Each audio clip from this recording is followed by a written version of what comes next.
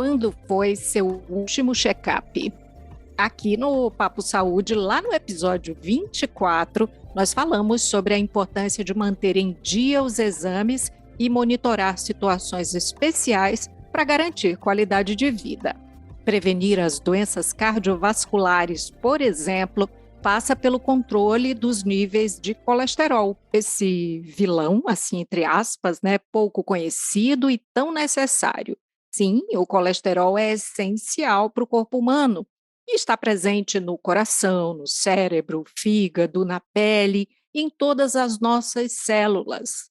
Esse é o Papo Saúde, podcast da Unimed Ceará, e já deu para perceber, hoje nós vamos falar de bom e ruim, de verdades e mentiras, de como você pode agir para prevenir uma doença silenciosa.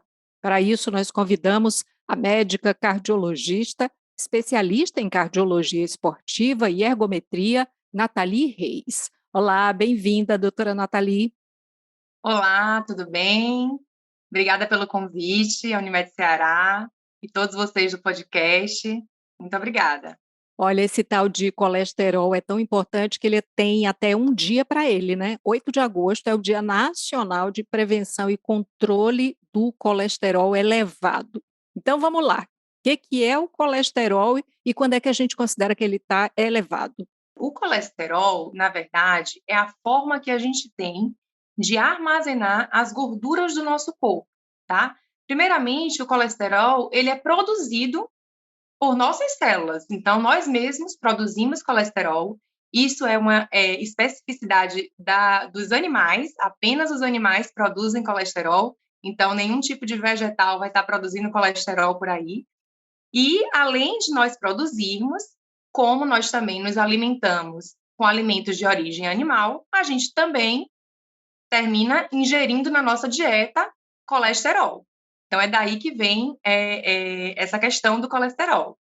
Produção interna e alimentação. Você sabe que eu vou guardar aí a minha pergunta, mas eu já vou dizer agora que é para a gente lembrar um pouco mais adiante.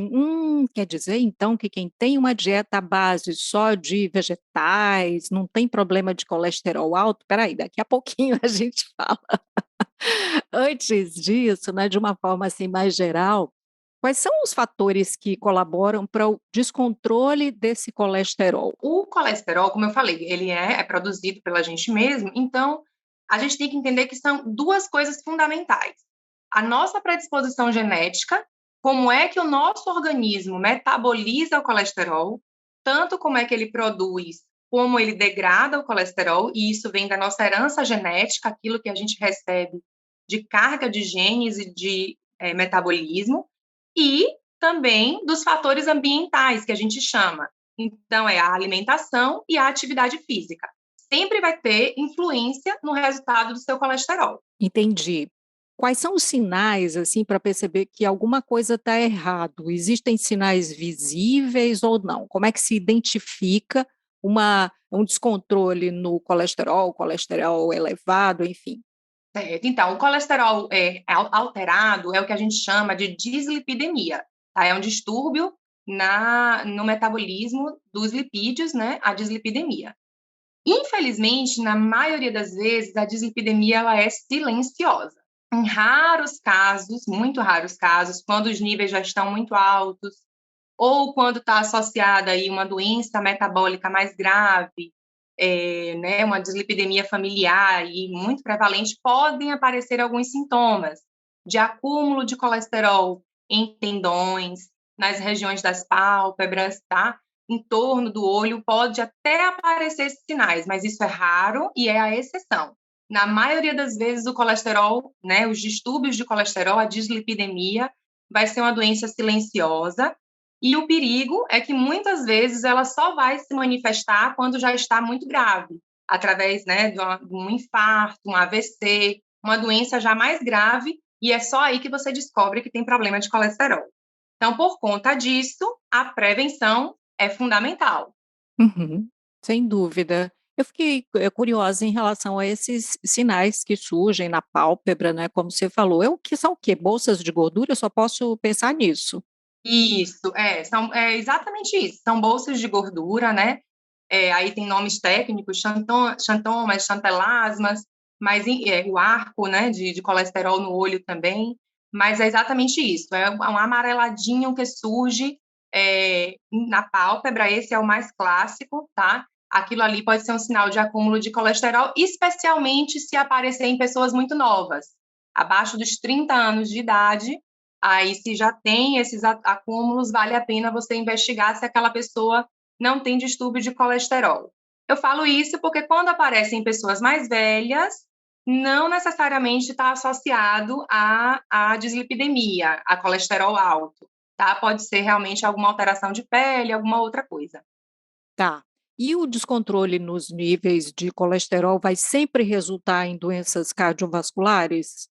Então, as doenças cardiovasculares, elas são multifatoriais, tá? Não pode a gente atribuir apenas a um fator a causa do infarto. Então, a gente sabe que para uma pessoa ter um desfecho como infarto, pode ser que esteja associado à pressão arterial elevada, o diabetes, a obesidade, o colesterol alterado, a própria forma de lidar com a vida, né? Então, ser sedentário, tabagismo, tudo isso junto são os fatores que podem resultar no desfecho infarto, no desfecho AVC, que é o acidente vascular cerebral, né? O derrame. Então, são doenças multifatoriais, não dá para atribuir apenas a um vilão. Mas a gente sabe que controlar cada um desses fatores e cada um deles sendo controlado, a gente vai reduzindo o nosso risco, vai diminuindo a chance desse evento acontecer. Existe uma ligação entre a presença de uma dessas, condições, doenças, enfim, com as demais? Com certeza. O principal é porque todas essas doenças, elas têm a contribuição da genética, né? Então, a gente sabe que uma família que tem muito hipertenso termina tendo mais chance de ter outros hipertensos. Da mesma forma, o colesterol, a diabetes. Mas a forma como você tem os seus hábitos de vida influenciam bastante. Então, geralmente, quem é sedentário, né, que não pratica atividade física, quem tem uma alimentação que não é tão rica em vegetais, rica em produtos naturais, essa pessoa tem chance de desenvolver todas essas doenças, todas essas condições. A hipertensão, o diabetes, a questão da dislipidemia e, por fim, resultar num desfecho negativo, que seria o infarto, a doença cardíaca, né, o AVC. Aí eu acho que está na hora de falar sobre alimentação à base de vegetais, né, por exemplo, uma pessoa vegetariana, ela não vai ter problemas de colesterol? Primeiramente, como o problema do colesterol ele não está associado somente à alimentação, então a gente vai ter a questão da influência genética aí.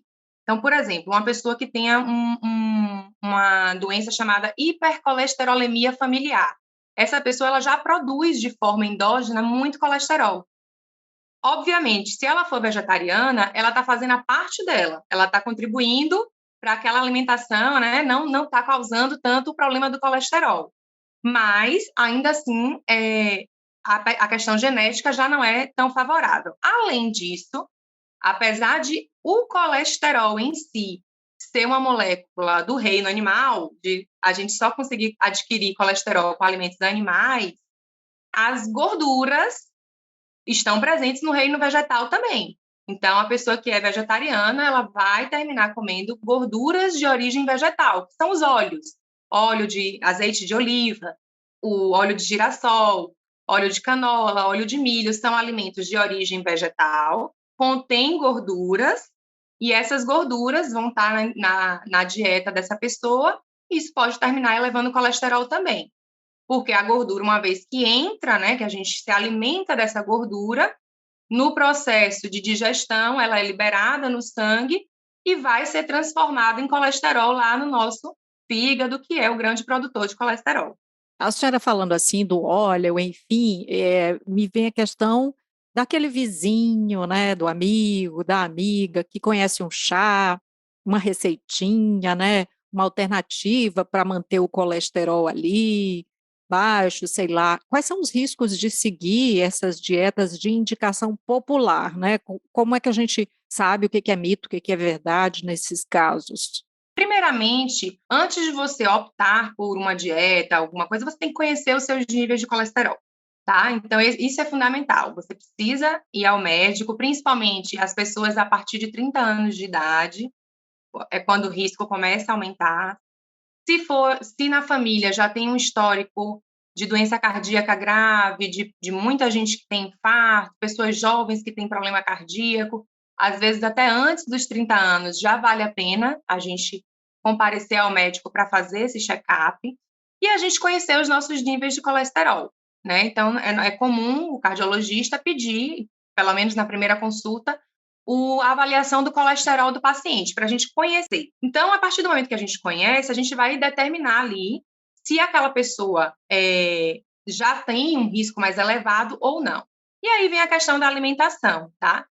Obviamente, se a gente opta por ter uma alimentação mais orgânica, mais rica em vegetais, frutas, verduras, esse é o caminho correto para a gente estar controlando o nosso colesterol. Isso não significa que você vai seguir a dieta do vizinho, né? Porque você também não pode estar correndo esse tipo de risco. A excluir, por exemplo, tem gente que faz assim, eu vou excluir totalmente gordura da minha vida. Existem gorduras que são essenciais, que a gente não produz e que a gente precisa adquirir da alimentação. Por exemplo? Por exemplo, o ômega 3 e o ômega 6, eles são considerados um tipo de gordura, né? Um tipo de ácido graxo, que precisa ser adquirido através da dieta. Você tem que ingerir. Não dá para a gente produzir, a gente não produz. Por isso que eles são chamados de essenciais, porque precisam fazer parte da nossa dieta. Aí tá lá nos peixes, tipo salmão, tá nas castanhas, né? Exatamente. O ômega 3, ele principalmente vem dos peixes, né, de águas frias, salmão, atum, sardinha. Aqui no nosso meio, a gente tem a cavalinha também, que é rica em ômega 3. E o ômega 6, ele está mais presente nos vegetais, nas castanhas, nos azeites, nos óleos vegetais, sem ser nas frituras, tá? Óleos vegetais crus, porque se for frito, aí você já muda a composição química daquele óleo. A senhora falou que o médico pede ali os exames para conhecer os seus níveis de colesterol. Então, é assim, cada pessoa vai ter o que pode ser ideal para ela, ou existem níveis ideais de colesterol no sangue que vale para todo mundo? Isso é um dos principais papéis do cardiologista, é justamente individualizar o risco de cada paciente. Então, a gente, ao receber os valores de colesterol, e aí a gente tem que, daqui a pouco a gente já vai entrar no tema dos tipos de colesterol bom, colesterol ruim, a gente vai calcular o risco cardíaco daquele paciente, tá? Então, se é um paciente hipertenso, diabético, ele tem um risco diferente de um paciente que não tem essas condições, tá? O risco de infarto de um paciente que já é hipertenso e diabético é muito maior do que de um paciente que não tem nenhuma comorbidade, tá? Então, por conta disso, como o risco desse paciente é maior, as metas de colesterol desse paciente vão ser mais baixas. A gente tem que ser mais agressivo com esse tipo de paciente para reduzir o risco cardíaco dele. E isso vale para outras comorbidades também, doença renal, pessoas que já tiveram infarto precisam de metas de colesterol ainda mais baixas para que não tenham um novo infarto, certo? Então, as metas, elas são sempre individualizadas, é papel do cardiologista calcular esse risco, né, e individualizar o risco daquele paciente, saber qual é a meta daquele paciente. Não dá para a gente usar só o valor de referência do laboratório, aquilo ali é um valor genérico. Entendi. O que aparece, então, num exame de colesterol, né? O que significa cada um, né? O LDL, HDL, colesterol total, enfim. Bom, vamos lá. Então, o colesterol, como eu falei, né, ele é produzido pela gente e tal, mas só que quando ele é produzido, ele precisa ser carregado dentro do sangue para desempenhar as funções, tá? Porque o colesterol, ele não é só um vilão. Ele também tem funções positivas dentro do nosso corpo, né? Ele faz parte da produção de hormônios, principalmente os hormônios sexuais. Ele faz parte da ativação da vitamina D. Então, a gente tem a nossa vitamina D que é ativada, né? Um dos processos de ativação utiliza colesterol, tá? Ele faz parte principalmente das membranas celulares. Então, a gente tem uma célula que tem a membrana e o colesterol está ali fazendo parte das membranas celulares de todo o nosso corpo, né? Todas as células do nosso corpo. Então, esse colesterol, quando é produzido, ele precisa ser carregado no sangue. E para ser carregado no sangue, ele precisa estar ligado a uma proteína. Quando ele se liga a essa proteína e isso fica com um peso molecular leve, ele é chamado de LDL, que é um colesterol leve, termina sendo carregado. E o HDL é o pesado, tem mais peso molecular. Isso é só uma questão molecular, tá? Mas, assim, no popular, digamos assim, para a gente facilitar, o LDL, ele termina sendo colesterol ruim, porque por ele ser leve demais, ele tem facilidade de grudar nos vasos sanguíneos e de terminar causando obstrução. Já o HDL, que é mais pesado, ele não gruda. E aí ele é considerado colesterol bom, é a forma boa de ser carregado no sangue, tá certo? Então, colesterol bom e ruim é isso aí, é o colesterol de peso molecular pesado, leve, né? E o leve é o que fica preso nos vasos sanguíneos, né? Ele tem essa dificuldade. Somando os dois, e na verdade tem outros tipos de colesterol que não fazem tanta diferença assim, mas somando todos os tipos de colesterol, a gente tem o colesterol total, que é o que aparece no exame de sangue, além dos triglicerídeos. E aí é outra forma de carregar colesterol também. Tudo interligadinho para ficar atento, né. A senhora citou o cardiologista, né, mas, assim, é o primeiro profissional para você procurar, né, então, que profissional eu procuro primeiro para saber se está tudo ok? Qual é a interação entre especialidades na hora de definir o que vai ser feito, enfim. O ideal é que o paciente procure primeiro o clínico geral, né? O clínico geral, o médico de família, porque ele vai ali conhecer as principais necessidades do paciente. O clínico normalmente já faz aquele rastreio do colesterol, já pede exames de sangue para a dosagem do colesterol, e uma vez identificado um colesterol mais elevado, o clínico vai terminar encaminhando esse paciente para o cardiologista. Muitas vezes, quando o paciente já tem uma certa idade ou já tem algum outro fator de risco, como a hipertensão e o diabetes, ele termina indo primeiro no cardiologista. Termina sendo a primeira escolha dele de especialidade. E aí a gente começa fazendo esse rastreio também, tá certo? Em relação às especialidades que conversam, além do clínico, do cardio, do médico de família, a ginecologista também pode, né? Os médicos ginecologistas também podem estar fazendo esse rastreio. Os neurologistas também têm, por conta da doença vascular cerebral, também fazem esse tipo de rastreio. O urologista, às vezes, é o único médico que o homem procura no ano, então os urologistas também contribuem. Mas, de uma maneira geral, as outras especialidades fazem o rastreio e, se houver alguma alteração, encaminha para o cardiologista para iniciar o tratamento.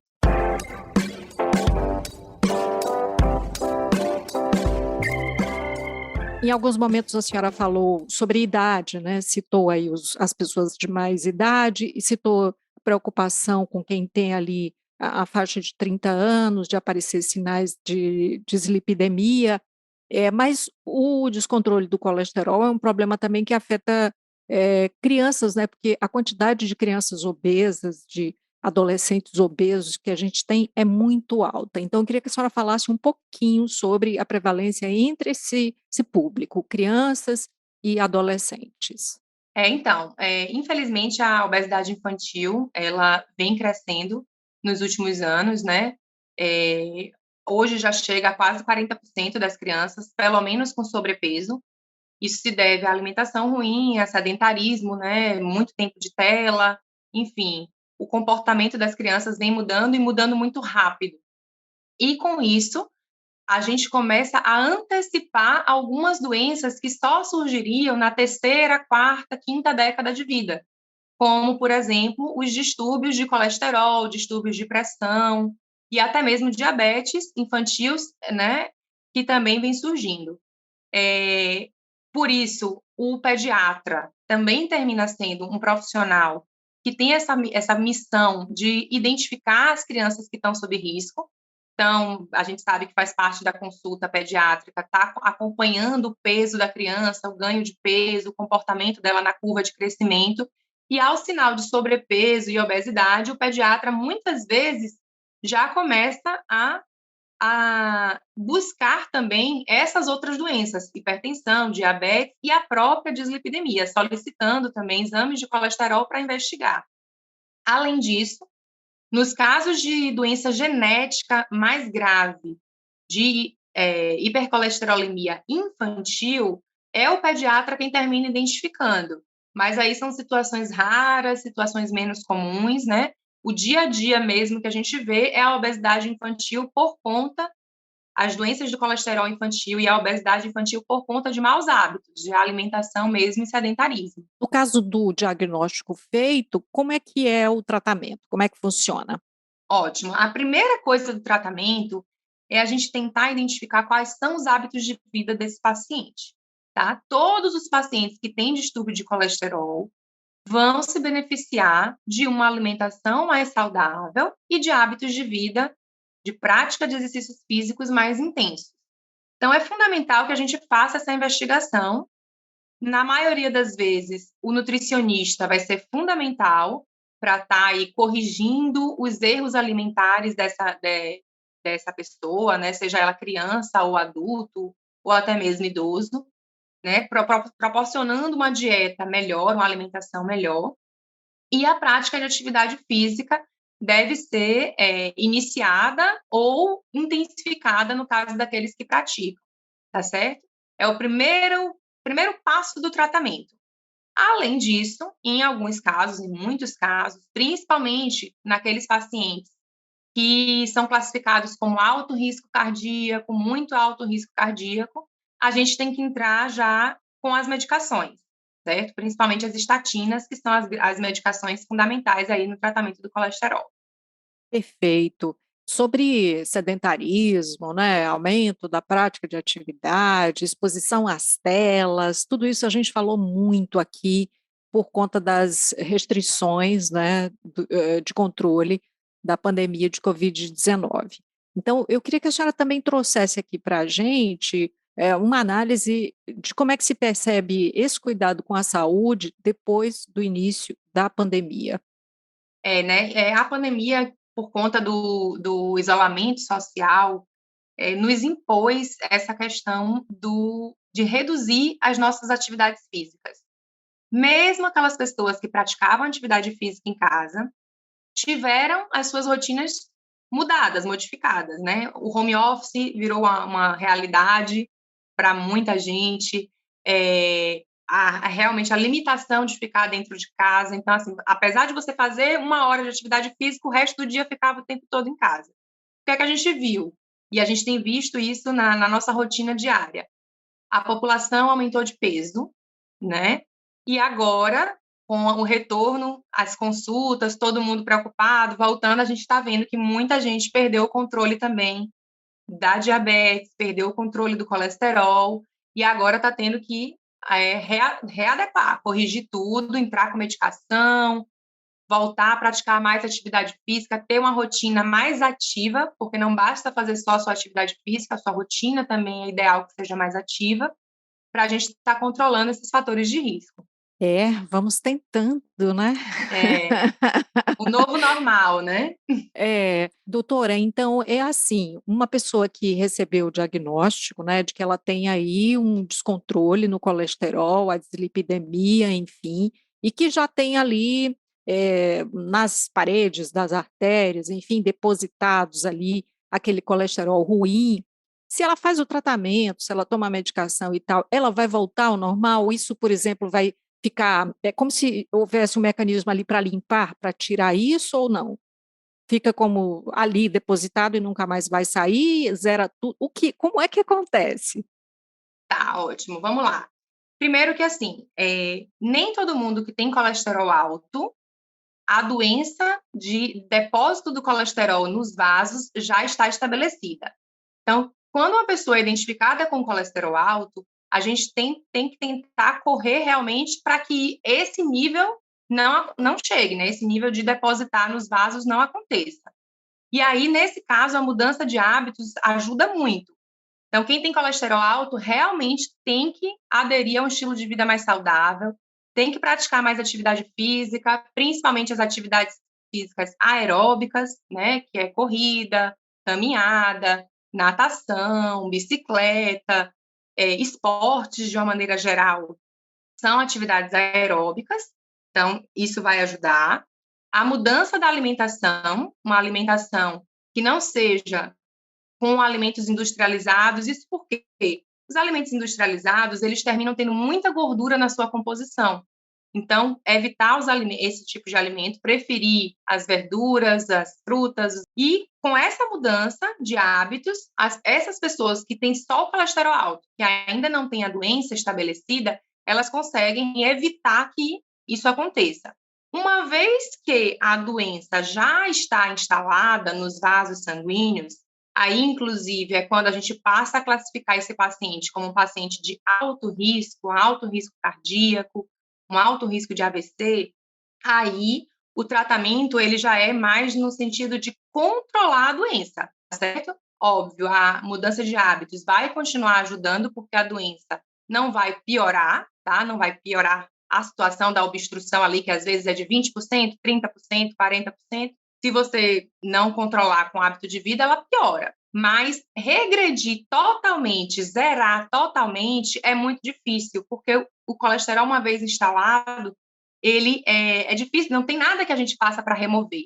Ele pode regredir um pouquinho, diminuir em um ano, no outro ano fica ali mais estável, mas a regressão total, nem com medicação, nem com mudança de hábitos, não vai acontecer total uma vez estabelecido. Então, fundamental é prevenir. Perfeito. Ainda só uma curiosidade mesmo, que é sobre a alimentação, né. Ovo, normalmente os ovos eles entram como vilões, assim, na alimentação. "Ai, não coma a gema, coma só a clara", enfim, a gente falou aí sobre as dietas populares, né, entre aspas. Então isso mais uma vez vai depender de pessoa para pessoa? Não, na verdade, quase todos os alimentos, a quantidade importa muito, tá? E a qualidade do que você come. O ovo, ele foi um vilão nos anos 90, né? E aí, anos 80, anos 90, quando começou a se falar dessa história do colesterol, a gema tem muito colesterol. Mas hoje a gente sabe que o ovo é um alimento riquíssimo. Ele tem muita proteína, tá? Isso é fundamental. E o colesterol que contém no ovo, ele não é um colesterol que vai estar influenciando tanto assim nos níveis de colesterol do nosso organismo, tá? Então, não foi visto nenhum estudo em que comparou pessoas que comiam ovos com aquelas que não comiam. Nenhum estudo conseguiu mostrar que houve benefício em tirar o ovo da dieta. Pelo contrário, termina que é uma fonte de proteína muito boa, de baixo custo, e que termina sendo benéfico. Então, a gente pode comer ovo sim. O que você não pode fazer é comer um ovo encharcado de óleo. Muitas vezes a pessoa vai fritar o ovo e aí termina usando um óleo, usando uma manteiga, frita com muito óleo e aí sim, aí o alimento já fica, ele deixa de ser só o ovo, né, e passa a ser uma fritura. Aí já é mais complicado. Então tem que saber a forma de preparar o ovo também. É, frita com muita gordura, aí depois põe muito sal, né, Exato. frita 2, 3 juntos, enfim. Exatamente. A quantidade, né, que a gente falou, exatamente. Bom, de modo geral, assim, para a gente concluir, como é que nós podemos, então, prevenir doenças cardiovasculares, manter o controle do colesterol? Quais são as suas orientações? Então, alimentação, né, saudável. E o que é uma alimentação saudável? Optar por vegetais, alimentos crus. Vamos pensar assim, se um alimento ele pode durar tanto numa prateleira, um alimento que é industrializado, pode durar, ter uma validade tão longa, pensa o quanto de conservantes não tem ali. Pensa o quanto de matéria química tem ali. Nada disso vai fazer bem para o nosso organismo. Então, preferir sempre os alimentos mais naturais, certo? Outro ponto importante também é a gente evitar os alimentos com gordura trans, tá? A gordura trans é uma gordura que ela basicamente só é produzida de forma industrial, tá? E ela está presente principalmente em biscoitos, sorvetes, na margarina, tudo aquilo que é crocante, que a gente tem aquela sensação gostosa de crocante, normalmente... Crocante e gostoso. Isso. Normalmente é rico em gordura trans. E essa gordura trans, ela não tem nenhum valor nutricional. É zero o valor nutricional. Ela não é usada para nada no nosso organismo. Ela só faz duas coisas. Ela faz o aumento do colesterol ruim e a redução do colesterol bom. Então, é um péssimo alimento. Em alguns países do mundo, ela inclusive já está sendo banida, tá? Aqui no Brasil, existe uma luta para banir a gordura trans dos alimentos, mas no momento que se tem a obrigatoriedade de colocar no rótulo. Então, a gente sempre pode estar olhando o rótulo ali, se tem ou não tem gordura trans, tá? E, então, tentar eliminar essa gordura trans. Além da alimentação, outra coisa boa para prevenir as doenças do colesterol, a prática de atividade física. A atividade física, além de todo o benefício mental, estético, para os ossos, ele também, na parte do colesterol, a atividade física ajuda a gente a reduzir o colesterol ruim. Então, a gente vai queimando esse colesterol, né, digamos assim, e tem esse benefício adicional aí. Perfeito. Agora é só colocar em prática. Exatamente. A gente está aqui para lembrar disso tudo. Nossos amigos e amigas, não, assim, a gente não solta a mão de vocês, vamos sempre lembrar dessas práticas saudáveis. Doutora Nathalie Reis, muito obrigada pelas suas orientações, pelo papo bastante esclarecedor. Foi ótimo. Obrigada a vocês, foi um prazer e eu estou à disposição. Adorei participar aqui desse momento com a Unimed. E assim nós chegamos ao final do nosso episódio de hoje do Papo Saúde. Eu lembro que foi gravado de forma remota e que por isso a qualidade do som pode não ser a ideal e a que nós gostaríamos de entregar a você. Não esquece de seguir a gente na sua plataforma de streaming favorita. Se você está no Spotify, se você curtiu esse episódio, aproveita para dar 5 estrelinhas para a gente. Você pode classificar o Papo Saúde. Compartilha também. Você pode ainda se inscrever no nosso canal no YouTube. Assim você passa a receber a notificação sempre que tiver episódio novo por aqui. Cuidar de você, esse é o plano. Você pode entrar em contato com a Unimed Ceará pelos perfis oficiais no Instagram e no Facebook ou pelo site, acessando www.unimedceara.com.br. Esse podcast é desenvolvido pela Leme Digital. Até a próxima. Saúde!